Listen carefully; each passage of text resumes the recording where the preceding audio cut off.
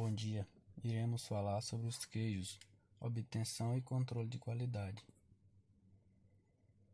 E a definição de queijos. Entende-se por queijo produto fresco maturado que se obtém por separação parcial do soro do leite ou leite reconstituído, integral, parcial, totalmente desnatado, ou de soros lácteos coagulados pela ação física do coágulo, de enzimas específicas, bactéria específica, de ácidos orgânicos, isolados ou combinados, todos de qualidade apta para uso alimentar, com ou sem agregação de substâncias alimentícias, e ou especiarias e ou condimentos, aditivos especificamente indicados, substâncias aromatizantes e matérias corantes.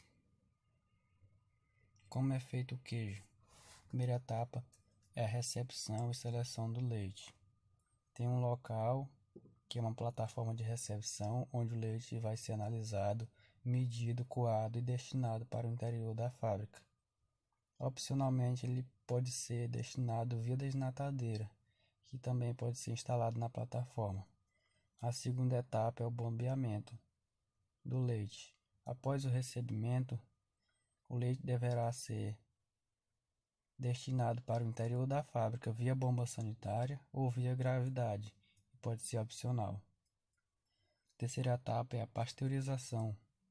O leite bombeado será depositado no tanque de parede dupla, sendo aquecido até 65 graus Celsius. Desliga-se a fonte de calor do tanque, tampa-se e mantém por 15 minutos. A quarta etapa é o resfriamento.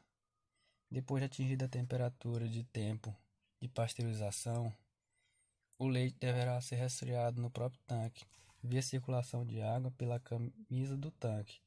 A temperatura ideal ela deve ser em torno de 34 a 36 graus Celsius, que é para coagular o leite. A quinta etapa já entra na fabricação do queijo. Depois de atingida a temperatura de coagulantes, o leite deverá ser adicionado os ingredientes segundo a técnica empregada. Toda a etapa de fabricação até o ponto da massa ocorre no tanque de fabricação. Dependendo do queijo, efetua-se a salga imediatamente. Sexta etapa. Após o ponto, o queijo pode ser salgado no próprio tanque, pré-prensado no próprio tanque, enformado e prensado, utilizando as prensas conforme o tipo e forma utilizados. A sétima etapa já é a salga. Os queijos, após a prensagem, dependendo do tipo produzido, deverão ser salgados em salmoura, tanque de PVC ou fibra. A oitava, após a salga, deverão ser secados e finalmente embalados e armazenados na câmara ou freezer refrigerador. A nona etapa, maturação. Alguns queijos deverão passar pelo processo de maturação, que é a fase importante da definição das características finais dos queijos maturados. A maturação deve ser feita na própria embalagem, dependendo do tipo a ser processado, maturados na câmara frigorífica ou freezer refrigerador. E por último, o armazenamento. Os queijos maturados ou frescos deverão estar devidamente embalados e identificados. A armazenagem final é em temperatura de 5 graus Celsius máximos, utilizando a câmara frigorífica ou freezer regulado para esta temperatura. Agora, os tipos de queijo. Um queijo é classificado de acordo com a sua textura, o tipo de leite usado, seu sabor, aroma e grau de maturação. E a forma mais comum, entretanto, é de acordo com a sua textura. Aqui é o tipo de queijo duro, que são aqueles com massa com aspecto mais cremoso e simples de partir ou derreter. Geralmente os mais procurados entre os tipos de queijo. Eles são de fácil combinação com outros ingredientes. Temos um exemplo aqui do parmegiano. Aqui os queijos macios, que são aqueles com massa com aspecto mais cremoso e simples de partir ou derreter. Geralmente os mais procurados entre os tipos de queijo, eles são mais fáceis de combinação com outros ingredientes. Aqui um exemplo que é o mussarela. Outro tipo que tem é os queijos azuis, que ele tem como característica principal o uso de mofos específicos para desenvolver seus sabores e aromas super tradicionais e marcantes. Também indicados para compor uma tábua de frios, eles podem dar um sabor especial às suas receitas. E os queijos frescos, que são aqueles desenvolvidos a partir do soro do leite, ou que não passam por um processo de cura, portanto são mais leves e fáceis de saborear. Além disso, eles também se mostram a melhor opção para refeições mais leves. Um exemplo é o queijo Minas Frescal. E agora vamos falar sobre o controle de qualidade. Nosso colega vai dar continuidade. Bom, turma, bom dia. Aqui quem está falando é o Guilherme. Vou dar continuidade aqui à nossa apresentação, falando aqui um pouco sobre o controle de qualidade, né, dos queijos. Na elaboração de um produto como queijo, né, é de total excelência a escolha de um leite de qualidade, né, que onde os seus contaminações bacterianas não sejam capazes de produzir defeitos no processo de fermentação, ou seja, que não apresente sabores estranhos que possam mudar as características organolépticas, né? Que é o que define a qualidade do queijo, é o que define a que grupo de queijo que seu produto final vai se enquadrar, né?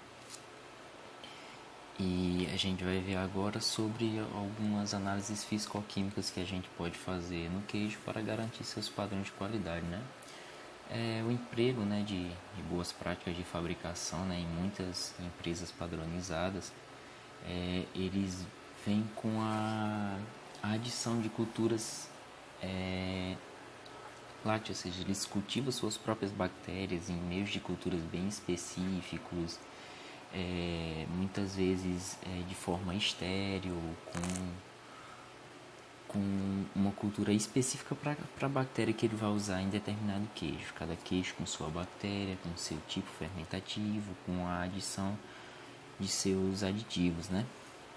Essas culturas de bactérias lácteas e outros micro-organismos, bem como fungos, entre outros, aditivo também de outros componentes, como o cloreto de sódio, cloreto de cálcio, caseína, a casetoína, entre outros produtos. E a utilização desses produtos irá definir o nicho que esse queijo vai participar, vamos dizer assim. Além da utilização do leite pasteurizado, que já garante uma certa padronização na produção dos queijos, né? O leite pasteurizado é essencial. É essencial o leite pasteurizado, pois apresenta uma característica mais, como é que eu posso falar? Acabei me enrolando. Ele apresenta menor teor bactericida, ou seja, eles podem adicionar as bactérias em um meio mais, vamos dizer assim, entre aspas, estéril. Entre essas características fisicoquímicas, né, a serem analisada vai ser a quantidade de água, né, o parâmetro da atividade de água, ou seja, quanto de água se tem presente no nosso alimento ou no nosso queijo, né? Ele vai regular a atividade biológica, ou seja, a atividade microbiológica, tanto das bactérias, fungos, entre outros micro-organismos que vão ser utilizados na fabricação do queijo, e outras reações químicas e enzimáticas. Eles vai afetar diretamente também no fator de maturação, assim como outras características fisicoquímicas. A próxima característica fisicoquímica que a gente vai estar comentando aí é a acidez. Essa acidez que é analisada nas nossas análises fisicoquímicas, ela é produto do ácido láctico, né? Que por sua vez ela é produzida pela degradação da lactose, olha, presente no leite, já pelas bactérias que foram utilizadas. E essa acidez afeta diretamente o pH, que a gente vai ver mais adiante também. ele vai influenciar na expulsão do soro, né, da massa, que mais adiante vai formar o nosso queijo. Ele vai afetar diretamente também na cura do nosso queijo e na textura. A gente vê um pouco agora, né, sobre o pH. Como eu já havia falado, né, a influência no controle do crescimento microbiano é bem acentuada em todos os, vamos dizer assim, componentes analisados nas características fisicoquímicas. No parâmetro de pH ele é bem específico. Sabe-se que quando o pH é mais baixo que 4,6, quase não há crescimento potencial do mesmo, ou seja, devido a esse controle de crescimento, tem grande influência sobre a textura do nosso queijo, assim como foi mostrado anteriormente, aqueles queijos azulados que eram utilizados fungos, ou seja, a adição esses fungos que são utilizados, eles não conseguem permanecer vivos, vamos dizer assim, em determinados pHs, ou seja, o pH é fundamental a ser monitorado rigorosamente para obter um produto de qualidade, né? Além de ele agir diretamente na catalisação enzimática, né? Nessas reações químicas de maturação, que vai ser a catalisação enzimática que é presente no nosso queijo coalho, né? Então, famoso e consumido queijo coalho. Aí a gente tem, né? Não dá para falar de tanta bactéria sem falar das nossas análises microbiológicas, né? Que apresentam maior suscetibilidade de possível contaminação, ou seja, se esses níveis de bactérias e micro-organismos se elevarem muito no nosso queijo, ele pode causar patologias. Ou seja, por isso que a utilização, né, o emprego das boas práticas e a padronização da fabricação do queijo é essencial para evitar esses problemas. Nessas análises microbiológicas, eles são as bactérias mais comuns, ou micro-organismos mais comuns a serem analisados, né?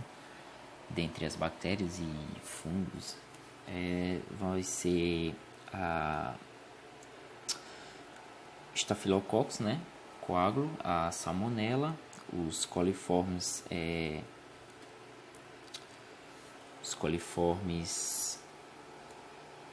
termotolerantes, ou seja, que são resistentes a algumas temperaturas, e os coliformes totais.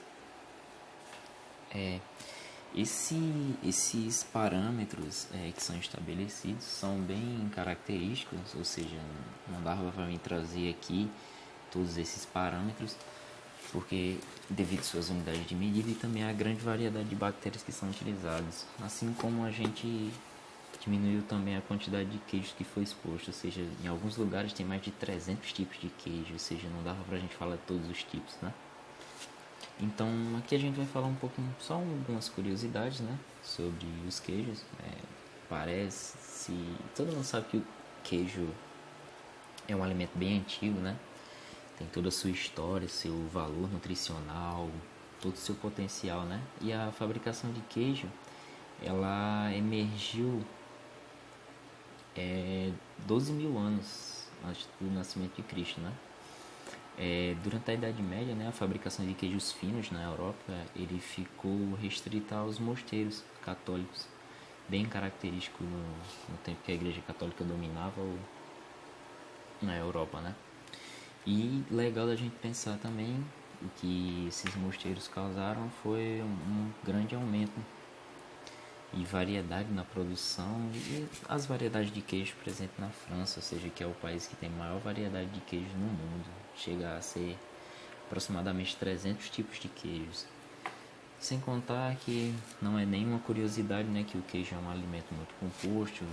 Alguns tipos de queijo ajudam no emagrecimento, como o queijo cottage, a ricota, que apresentam baixo teor de gordura, alto índice de proteína, baixo nível de gordura, regulam o colesterol, entre outros. Além de ser muito saboroso, né? Então, essas aqui foram as nossas referências. A gente utilizou como maior base esse decreto 111 de janeiro de 1976, que ele dá basicamente uma das primeiras definições sobre o que se enquadra como queijo. A gente utilizou o livro de Alimentos e Nutrição e da Introdução à Bromatologia e alguns artigos, tá? Obrigado pela atenção de vocês e bom dia, boa aula.